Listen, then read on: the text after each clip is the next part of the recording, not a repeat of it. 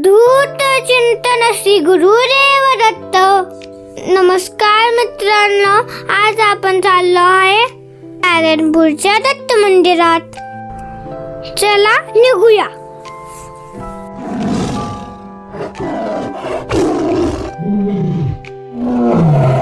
राम राम मंडळी, मी सचिन. माझ्या यूट्यूब चॅनलचे नाव आहे सचिन खांडगे SK. राम राम मंडळी, मी सचिन. तुमचं माझ्या YouTube channel Sachin Khandge SK वर स्वागत आहे. कोटी कोटी रूप तुझे, सहस्र तुझे नाम, सद्गुरु दत्त तुम्हा शतशा प्रणाम. मंडळी, आपण आहोत पुणे जेजुरी महामार्गावर. याच मार्गे संत ज्ञानेश्वर महाराजांची पालखी पंढरपूरच्या दिशेने मार्गस्थ होते. तर आपण चाललो आहोत ऐतिहासिक किल्ले पुरंदरच्या पायथ्याशी वसलेले हे नारायणपूर या गावी. दत्त महाराजांच्या एकमुखी रूपाचे दर्शन घेतले की मनाला वेगळी शांतता मिळते. आत्ता आपण थांबलो आहे एका पेट्रोल पंपावर गाडीमध्ये पेट्रोल भरण्यासाठी. पेट्रोल भरून झाल्यावर 2 मिनटं विश्रांती म्हणून थोडंसं पेट्रोल पंपावर तोंडावर पाणी घेतलं. तोपर्यंत रुद्र पण या ठिकाणी खेळत होता. त्याला वेळ भेटेल तर तो आपला असाच कुठेतरी काही भेटेल तसं खेळत असतो. अजून फोन कसं चालतो?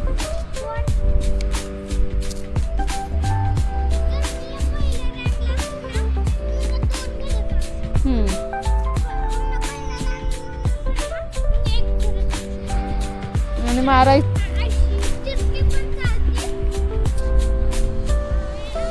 सरळ पण ओके, सरळ आडवी.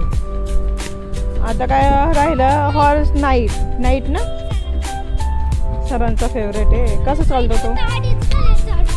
ओके, कसं तू करून दाखव. हा तिथं थांबू बा. हा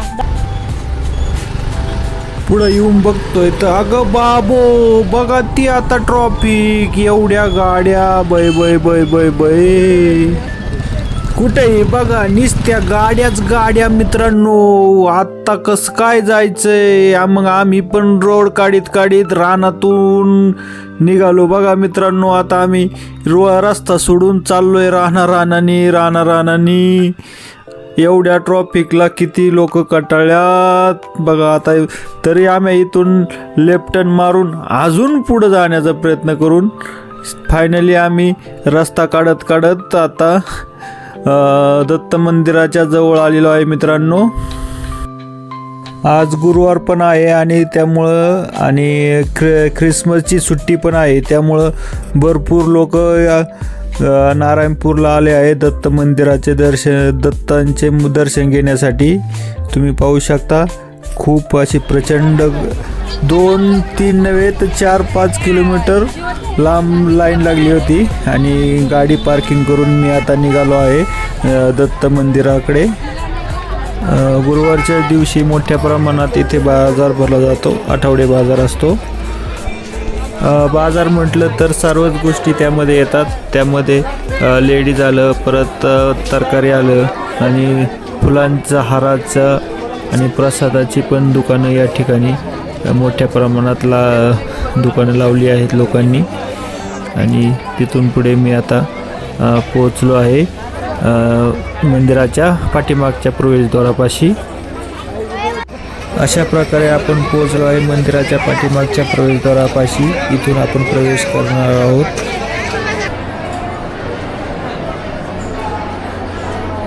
मंदिराच्या मागील बाजूस पायऱ्या वर चढून आल्यावर आपल्याला समोर भव्य सभामंडप पाहायला मिळते. तसेच मंदिराच्या बाजूच्या भिंतीवर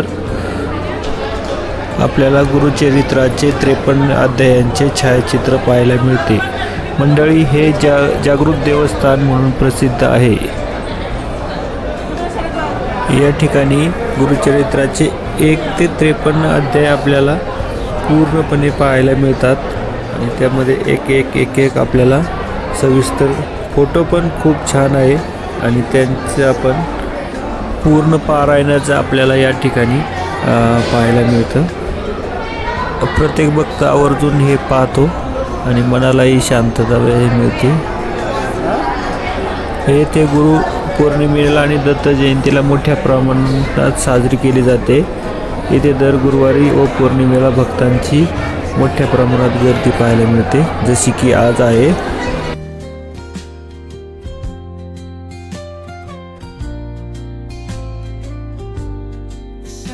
मित्रांनो, हे आहे दत्त मंदिराचे मुख्य प्रवेशद्वार नारायणपूर या ठिकाणचे, आणि आपण आता आतमध्ये चाललो आहे मुख्य प्रवेशद्वारामधून.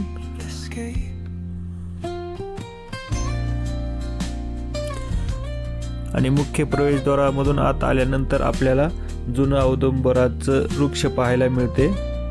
याच औदुंबरात ब्रह्मदेवाचे वास्तव्य मानले जाते आणि त्याच्याच पुढे भगवान विष्णूच्या पादुका आणि महादेवाची पिंड पाहायला मिळते. असे हे त्रिमूर्तीचे वास असणारे ठिकाण म्हणजे नारायणपूर. औदुंबर वृक्षाचे दर्शन घेऊन पुढे आल्यानंतर मुख्य मंदिराच्या समोर आपल्याला 3 मुखी दत्ताचे मंदिर पाहायला मिळते.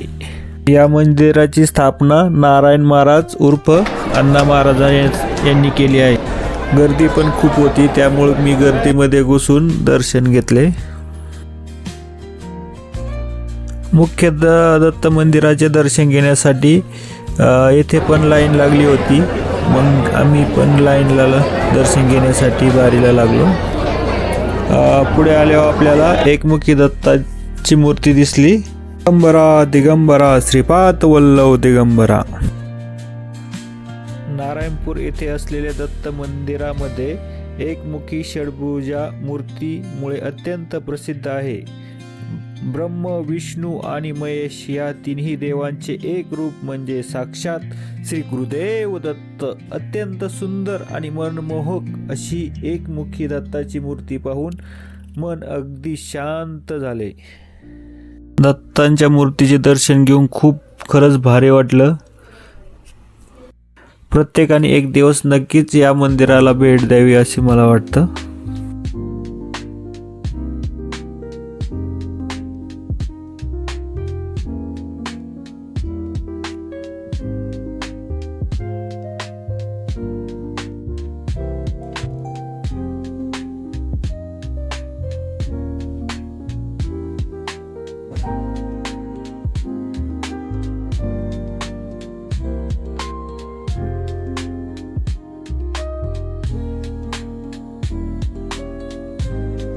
गर्दी असूनही छान असं दर्शन झालं आपलं.